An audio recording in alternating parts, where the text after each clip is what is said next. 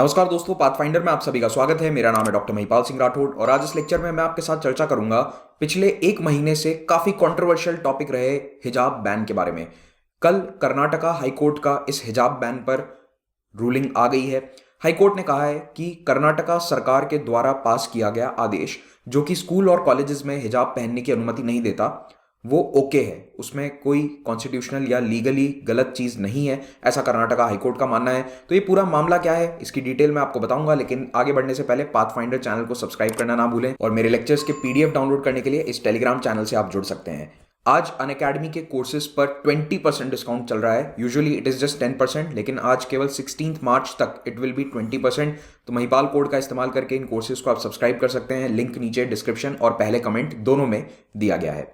पिछले 2 महीने से हिजाब को लेकर कर्नाटका के स्कूल्स और कॉलेजेस में जो कंट्रोवर्सी चल रही थी उस पर फाइनली हाई कोर्ट का निर्णय आया है और निर्णय कहता है कि हिजाब पहनना इस्लाम में एक आवश्यक परंपरा नहीं है। It is not an essential practice as per Islamic faith, और इसीलिए यूनिफॉर्म जो प्रिस्क्राइब करी गई है जिसमें हिजाब या हेड कवरिंग्स पर रोक लगाई गई थी वो कॉन्स्टिट्यूशनल राइट्स को वायलेट नहीं करता। तो जो right to freedom of speech and right to freedom of privacy है उसको कोई वायलेशन यहां पर कोर्ट के अनुसार नहीं पाया गया है। ये पूरा विवाद शुरू हुआ था दिसंबर और जनवरी के महीनों में। एग्जैक्टली इसकी क्या टाइमलाइन है जानना चाहते हो तो मेरे इस वीडियो को देख सकते हो, 3 हफ्ते पहले मेरे द्वारा बनाया गया था। इन शॉर्ट अगर आपको बताऊं तो जनवरी में या दिसंबर में उडुपी नाम का एक जिला है कर्नाटका में, वहां पर कुछ छात्राओं को स्कूल में हिजाब पहनकर आने से रोका गया। आप एंटर नहीं कर सकते हिजाब पहनकर, और वहां से ये पूरी कंट्रोवर्सी शुरू होती है। There were a lot of political protest etcetera. फरवरी में कर्नाटका स्टेट एजुकेशन डिपार्टमेंट ने ऑर्डर इशू किया। उन्होंने अपने एजुकेशन एक्ट के अनुसार ये बताया कि सेक्शन 133(2) कहता है कि स्टूडेंट्स क्या कपड़े पहनेंगे ये सरकार ये अनुमति देती है किसे, कॉलेज डेवलपमेंट कमेटी को। बेसिकली जो कॉलेजेस और स्कूल्स के मैनेजमेंट हैं वो ये तय कर सकते हैं कि छात्र छात्राएं क्या यूनिफॉर्म पहनते हैं। यही ऑर्डर है, इसे चैलेंज किया गया था उन 6 लड़कियों के द्वारा, इन छात्राओं के द्वारा जिन्हें हिजाब पहनकर स्कूल में आने से रोका गया। तो ये ऑर्डर हाईकोर्ट में चैलेंज हुआ था on the grounds of violation of right to freedom of religion and right to privacy. अब यहां पर याद रखिएगा कि भारत का संविधान ये कहता है कि हमारे मौलिक अधिकारों का हनन करके कोई भी कानून देश में लागू नहीं किया जा सकता। तो चाहे कोई भी कानून हो, बना नहीं है, बन गया है, अगर वो संवैधानिक मौलिक अधिकारों के खिलाफ है, if it is against the fundamental rights, if it is in the violation of fundamental rights, तो उसे खारिज किया जा सकता है, एनल किया जा सकता है। तो कर्नाटका सरकार के द्वारा जारी किए गए इस सर्कुलर को चैलेंज किया गया, इस कानून को भी एक तरह से चैलेंज किया गया कर्नाटका हाईकोर्ट में on grounds of violation of fundamental right to freedom of religion. तो इन छात्राओं ने कहा कि हमारे धर्म को फॉलो करने के अधिकार के खिलाफ जाकर ये कानून देश में बनाया गया है या फिर कर्नाटका राज्य में बनाया गया है, और इसीलिए हमें हिजाब पहनने से ना रोका जाए क्लासरूम में भी। तो इनका जो मेन कंटेंशन था, इनका जो मुख्य मुद्दा था वो ये कि इस्लाम धर्म में हिजाब पहनना अनिवार्य प्रैक्टिस है, it is an essential practice for women, और इसीलिए हम अपने धर्म को फॉलो कर रहे हैं और संविधान धर्म को फॉलो करने की, धर्म का पालन करने की पूरी अनुमति देता है। तो चाहे वो स्कूल हो, घर हो, पब्लिक प्लेस हो, वहां पर आप धर्म का पालन कर सकते हैं। Therefore, the government or institutions could not stop them from wearing the hijab while attending classes. ये उस अर्जी का मुख्य कंटेंशन था। अब इस तरह के केसेस को भारत में अदालतें किस प्रकार से डिसाइड करती हैं ये हम देखते हैं। तो भारत की अदालतों में एक परंपरा है जिसको कहा जाता है एसेंशियल रिलीजियस प्रैक्टिसेस टेस्ट। ये कहीं पर भी संविधान में नहीं लिखा गया है, लेकिन जब लॉ डेवलप होता है, देखिए धीरे धीरे जब नए नए जजमेंट्स आते हैं तो उनमें कुछ इस तरह के टेस्ट सामने आते हैं। तो टेस्ट का मतलब यह है कि कोर्ट ये देखेगा कि क्या कोई धार्मिक प्रथा उस धर्म के लिए एक अनिवार्य प्रथा है, क्या आप उसे फॉलो नहीं करेंगे तो वो धर्म के बेसिक प्रिंसिपल्स के खिलाफ जा रहा है। तो ये टेस्ट कोर्ट के द्वारा किया जाता है। कोई भी प्रैक्टिस हो, ऐसे बहुत सारे केसेस पहले भी आ चुके हैं जहां पर रिलीजियस प्रैक्टिसेस को यह देखा गया है कि क्या वो एसेंशियल प्रैक्टिस है या नहीं। तो ये जुडिशरी ने एसेंशियल रिलीजियस प्रैक्टिसेस टेस्ट की एक परंपरा तैयार करी है।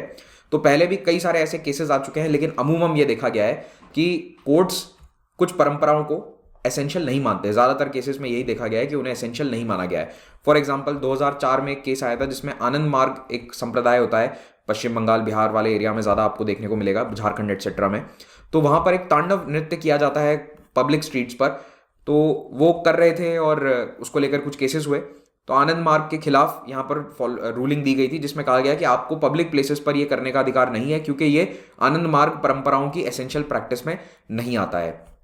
इसी तरह से और भी कई सारे जजमेंट्स आए हैं, जैसे कि एयरफोर्स में एक मुस्लिम ऑफिसर के द्वारा बियर्ड रखने पर, दाढ़ी रखने पर केस हुआ था, और यहाँ पर भी माना गया था कि बियर्ड रखना या दाढ़ी रखना इस्लाम के एसेंशियल प्रैक्टिस का हिस्सा नहीं है। कोर्ट ने तब भी यही रूलिंग दी थी। अब इन केसेस की एक खास बात यह है कि रिलीजियस प्रैक्टिस या तो पूरे समुदाय की हो सकती है, पूरे धर्म की हो सकती है, या फिर किसी एक इंडिविजुअल की भी हो सकती है।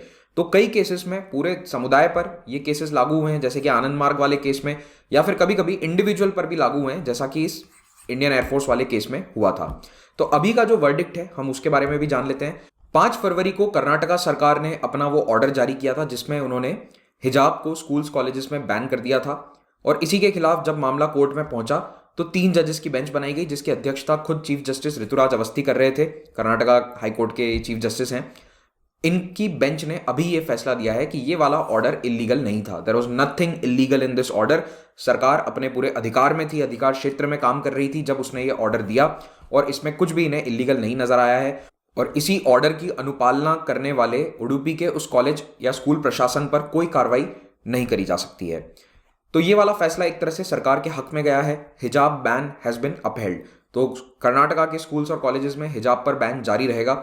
इस वर्डिक्ट को कर्नाटका की सरकार और उनके एजुकेशन मिनिस्टर ने इसका स्वागत किया, और इनका ये कहना था कि it ensures that all the students feel equal, no inferiority और superiority complex arises among the young minds of the country. लेकिन ये कहानी अभी खत्म नहीं हुई है, क्योंकि सुबह फैसला आया और शाम को ही पिटिशनर ने सुप्रीम कोर्ट में अर्जी दायर कर दी है। तो हालांकि अभी सुप्रीम कोर्ट में छुट्टी चलेगी होली के कारण, तो होली के बाद इस पर सुनवाई होना शायद तय होगा, बट अभी के लिए सुप्रीम कोर्ट मामला पहुंच चुका है।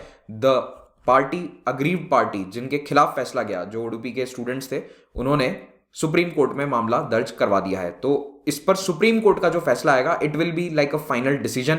ये एक बड़ा और फाइनल डिसीजन होगा। तो देखते हैं ये मामला कब सॉल्व होता है। जब भी होगा पाथफाइंडर पर आपको इसकी अपडेट्स मिल जाएगी, इसीलिए चैनल को सब्सक्राइब जरूर करें, और मेरे टेलीग्राम चैनल से जुड़कर मेरे लेक्चर्स की अपडेट्स भी प्राप्त कर सकते हैं। कुछ छात्र पूछ रहे थे कि इंस्पायर सीरीज कब स्टार्ट होगी, तो इंस्पायर एमसीक्यू सीरीज को हम कल थर्सडे को स्टार्ट करेंगे। ठीक है, थर्सडे को हम इंस्पायर सीरीज लेकर आएंगे, और हिस्ट्री का लेक्चर आप लोगों को आज देर रात देखने को मिलेगा। ऑलराइट, तो अभी अनअकैडमी पर जितने भी, अब अनअकैडमी का सब्सक्रिप्शन लेकर आपको फायदा क्या मिलता है, देश के बेस्ट एजुकेटर्स यहाँ लाइव पढ़ाते हैं। तो लाइव पढ़ने में आप अपने डाउट्स रिजॉल्व कर सकते हैं, और भी बहुत सारे बेनिफिट्स हैं। तो प्लस या आइकॉनिक जैसे सब्सक्रिप्शन, 2 सब्सक्रिप्शन मॉडल हैं, दोनों में से किसी का भी इस्तेमाल करके मंथली एक छोटी सी फी पे करके आप अपनी पढ़ाई कर सकते हैं, और इस पर भी आपको 10% डिस्काउंट मिलता है यूजुअली जब आप महिपाल कोड का इस्तेमाल करते हैं। लेकिन अभी जो हमारे कॉम्बो कोर्सेज हैं उनमें आपको 20% डिस्काउंट मिल रहा है। आइकॉनिक सब्सक्रिप्शन का बेनिफिट ये है कि यहाँ 1-on-1 मेंटरिंग आपको मिल जाती है, so which is very good for people who do not have any guidance, any mentoring. अगर आपके आसपास कोई तैयारी नहीं कर रहा है तो फिर आप आइकॉनिक सब्सक्रिप्शन लीजिए, आपके लिए इसमें बेहतर फायदा होगा। मेरा मॉडर्न हिस्ट्री का कोर्स अभी चल रहा है, जिसकी क्लासेस सुबह 8 बजे होती हैं। तो 8 AM classes best for working aspirants, या फिर जिनको शाम के समय ऑफिस वर्क वगैरह रहता है, तो उनके लिए सुबह 8 बजे वाला मॉडर्न हिस्ट्री का कोर्स बहुत ही बढ़िया है, बेहतर है। आप इसको ज्वाइन कीजिए, और लाइव यहाँ पर आपके जितने भी डाउट्स हैं वो सब रिजॉल्व हो जाएंगे। इसके अलावा अनअकैडमी ऐप पर बहुत सारी बेहतर सुविधाएं आ गई है, जिसके माध्यम से आप अपनी तैयारी को बेहतर बना सकते हैं। हमारे नए बैचेस हर हफ्ते स्टार्ट होते हैं, इन बैचेस को आप ज्वाइन कर सकते हैं। As soon as you get a subscription, join a new batch. हर हफ्ते नया बैच बनता है। हमारा एक ऑफलाइन एक्सपीरियंस सेंटर चालू हो चुका है दिल्ली में, वहां जाकर आप ये देख सकते हैं कि ऑनलाइन क्लासेस कैसी महसूस होती है। So just go and experience that centre if you are in Delhi के आसपास है तो राजेंद्र नगर पूसा रोड पर ये बनाया गया है। कोई भी डाउट है कोर्स से संबंधित, डिस्काउंट से संबंधित, इस नंबर पर कॉल करो। ये नंबर स्पेसिफिकली मेरे छात्रों के लिए है, तो आप इस नंबर को पॉज करके देख सकते हैं, स्क्रीनशॉट ले सकते हैं, या PDF से देख सकते हैं, और कोई भी डाउट है रिजॉल्व हो जाएगा। सारे कोर्सेज EMI पर अवेलेबल है। सिविल सर्विसेज चैंपियनशिप आ रही है 27 मार्च को, इसमें अभी एनरोल कर लोगे, लिंक नीचे पहले कमेंट में दिया गया है। तो उस एनरोल करने के बाद आप लकी ड्रॉ का हिस्सा बनते हैं। डेली Amazon के वाउचर्स छात्र जीत रहे हैं। Thank you so much, have a great day.